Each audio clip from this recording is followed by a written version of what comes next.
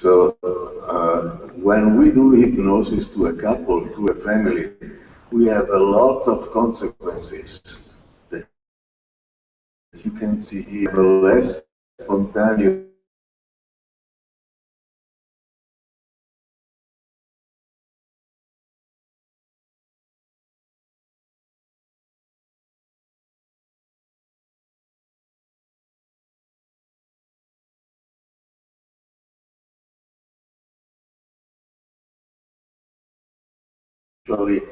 especially in cases in which the suffering is so high, the partner reacts to what the other one is saying without listening to. So the content is usually disregarded, and we see couples that don't listen to each other since a long time. So there is a say, in fact, they say, I don't speak with my wife since 30 years because I don't like to interrupt her. So, you know. The systemic hypnotic patterns has to do with a lot of specific consequences when you do hypnosis to a system or to a couple. As soon as you start working in hypnosis with a couple, you create a therapeutic context. The simple fact of being there together and going in hypnosis create a different context. I was seeing a couple a week ago before to come here, and after seeing that they were very reactive to each other, I understood that they needed to reduce their reactivity, their responsivity to each other. I gave a positive connotation of the couple, saying, you know, yes, there is too much love, too intensity in your love. And in fact, the husband was suffering whatever the wife was saying to him, and he felt injured by every phrase, and he was terribly depressed because of that. Then the wife was upset because she said, whatever I say, he reacts in a depressive mood. So I say to them, that's too much and too intense reaction, and probably depends on too much affection and love. So why don't you allow me to do just one hypnotic session?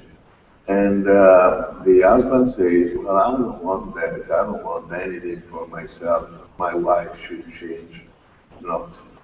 It's nothing to do with myself. I'm just injured by what she says. And the wife say, well, at least let's try this.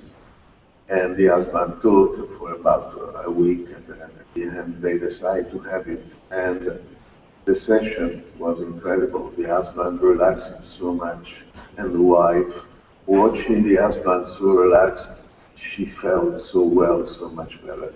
So at the end of the session, they thanked me and say, we now have what we really desired. To have the sense of relaxation, the tension is away, and I don't feel injured anymore.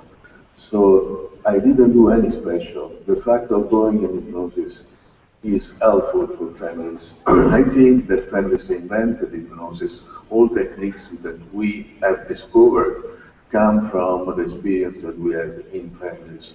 Lullaby stories, anecdotes, and things like that, metaphors that we use in therapy have been taught to us by the families. So that's why we have to go back there and try to help them to use it in a good way instead of using it in a bad way. The other part is to work on transforming the symptom. That's very useful because depression, it's a way to being paralyzed since a long time. So if you succeed in transforming the symptom in something different, like rage, that seems to be a little bit worse, but creates other type of responses on the partner, and give you an advantage that sooner or later the rage will finish, will be in some way dealt with, and there will be a solution for that. There is another part that we care for, that is the children. The focus that the researcher made for a long time was on the couple. But the children are really important in depression because there was found that when the relationship with children is bad and in depressive families, it's much more difficult to help those families. So we had to go back to the studies of Lynn Hoffman, and she described a cycle in which the depressive patient goes in depression and then he, in some way, is excited again by the child because he reacts very badly to the partner. But when a child has a need, the depressive patient is very helpful. I've seen many times depressive people to get out of depression because there was someone who had needs more strong than what they supposed to have. A depressive patient is very able to help other depressive patients. Although they suffer a lot because of their problems and illness, they want to help others. And if they feel that someone else is worse than them, then is the right moment for them to go out of depression and help the others. I experienced that myself. I remember a case in which I was so tired of working this couple, depressive patients and wife, and I didn't want to make the session, but they sometimes patient and you are not prepared to the session and they don't come. But that patients, they came that time, and I expressed to them my sense of failure. And the depressive patient never spoke for a long time during the session. Say, doctor, you are too pessimistic. And I say to myself, I am not pessimistic, that's the reality. This therapy doesn't work. And this moment, he proposed to me if he could help me in some way. That was unexpected by me, but he wanted me to experience a session of hypnosis made by him. And since I had nothing to lose at the end, I accepted the experience and was great because he told to me, you know, doctor, you see, there is a blue sky, no clouds, everything is beautiful in your life, and all of your patients, they are thankful to you, and they are happy of the treatment that you do to them. So at the end of the session, I was a little bit better, and he was better too because he succeeded with me. And I say I had two dreams. One was about myself, very personal, I will not tell you. And the second one was about you because you told me that your wife is pregnant. So I saw in the dream that you will have a beautiful, beautiful baby, and you were smiling during my dream. And they say, well, that makes us with a lot of hope for the future, something that I never said before. And I say, well, that was only a dream. And the depressive patient say, doctor, don't be pessimistic again. So from that moment on, they came, and not only the man was not depressed anymore, but whatever problems they had, they checked me if I could tolerate to have a difficult situation by them. So depressive patients like to help the others. So a lawyer that was depressed decided to go back to work because one of his clients was in a great injustice and he wanted to defend him. So that's another part. And so they are very sensitive to their child. The depressive patient can cry all the day but smiling to the child.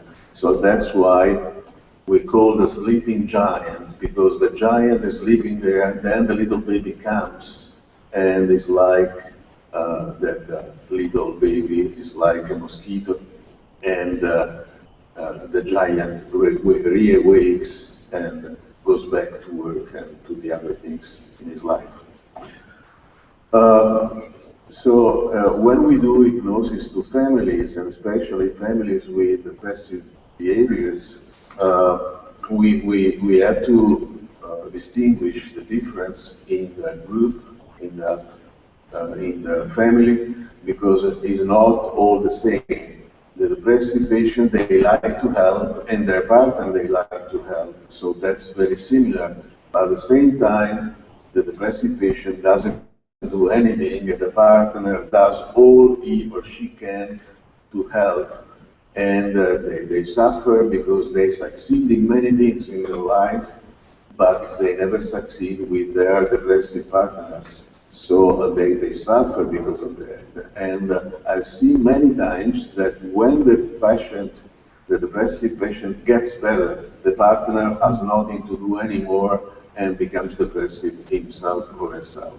So there is also a cycle in the couple that when one stays better, the other one stays much worse. So we have the balance in the couple. It's very uncommon to have a couple of depressive persons because there is one that should take care of the other always. So those are the principles of systemic trance we use in therapy.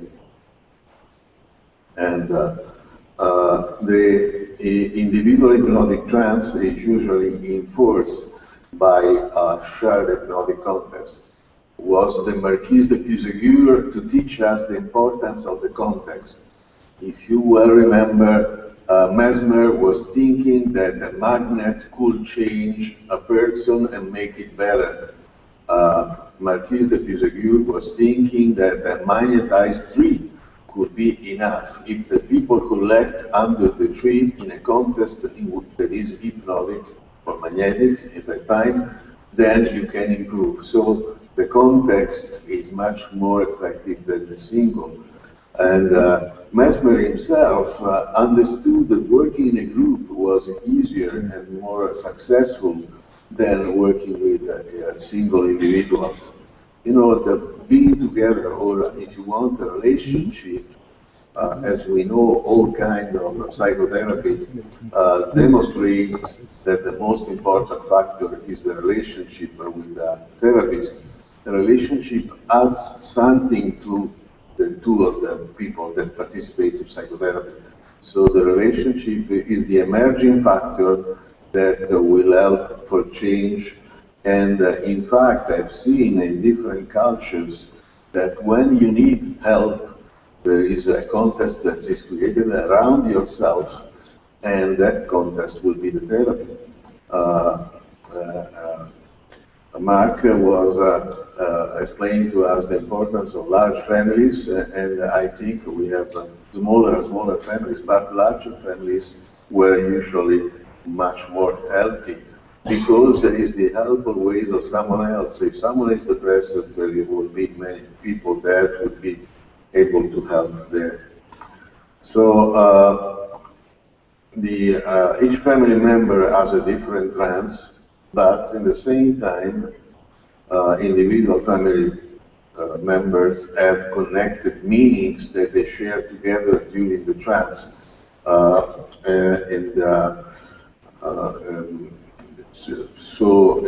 For example, in this family in which there was a depressive child, the mother wanted to control what was happening to the child. So while he was deeply absorbed in the trance, she wanted to control, so she had open eyes, and he had a deep stuporous hypnosis, while she had a completely different but connected somnambulistic hypnosis with open eyes. She never blinked during the session.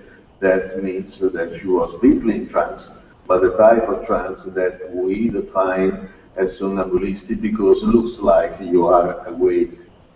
So connection and also different types of hypnosis together. If you follow an approach that is systemic, then you have to remember that you have to address every member of the family. I remember a case in which the depressive patient was so important that I forgot one of the little sisters in the system, and she started to cough, so everybody woke up during the session because I forgot that, and that was a good lesson. You have to remember that the system is composed by several members, and you don't have to forget any one of them, even if the depression is so interesting and appealing, and you deal with depression all the time. Then you have to remember that with a group induction, when you speak to one, you are indirectly speaking to the others. So if I suggest relaxation to the mother, that means that she will relax, but also that a member of the family will watch her relaxing, and they will relax too. So I don't need to give instruction to everyone, because the instruction given to only one member in the family will be indirectly helpful for the others. And with depressive patients, this is very helpful, because to give direct instruction to them is very difficult, because they will not obey. They don't like to respect suggestions because they can't. That's what they will say to you. No, I would like to go to work, but I don't feel like I can. So if you give direct suggestion to the others and indirect to the depressive patient, that would be a very useful technique. And trance may produce hypnotic phenomena in individuals as well in the family. So you can have different types of hypnotic phenomena, and to have all these different types, you have to respect them. So you have to find out which one has the amnesia, which one has the hallucination, and so on. But there are also collective phenomena, like we did sometime a regression to a period in the past in which depression was not there, to see and to explore what was happening at the time, and to get the feeling of what was the time in which depression was not there. So to use the hypnotic phenomena of the entire family is another way to be very helpful for them.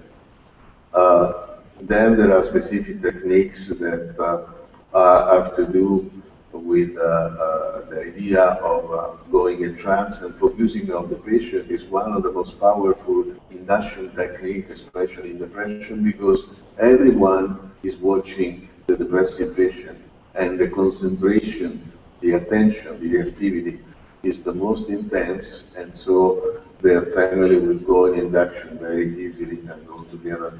Then repeat the family history, and maybe regress to the family history will be also very useful.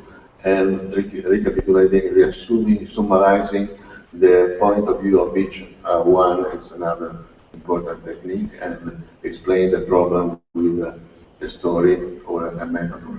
I think I'm running out of time, so I will go to, well, the expectations in the family are also an important part of the treatment, because the depressive patients, they don't want to have just sadness, but they want to be the complete failure, and then they are completely empty of love, and never they never succeed in their life. They want to have unconditional applause, and they want to dominate completely or feel completely understood, and they never succeed in obtaining all those things, so they feel a failure.